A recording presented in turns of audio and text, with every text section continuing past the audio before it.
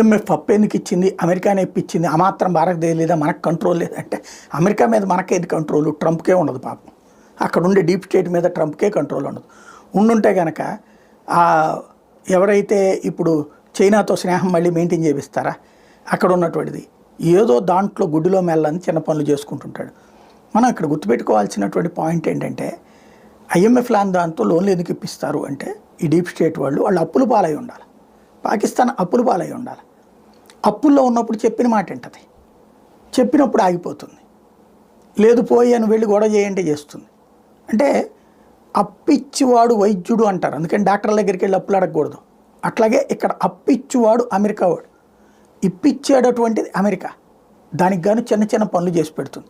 భారతదేశంలో ఏదైనా అస్థిర సృష్టించమంటే సృష్టిస్తుంది, రష్యా మీద ఏదైనా గొడవ చేయమంటే చేస్తుంటుంది. వాడికి ఆ 8,500,000 కోట్ల రూపాయలు వస్తుంది. ఆ 8,500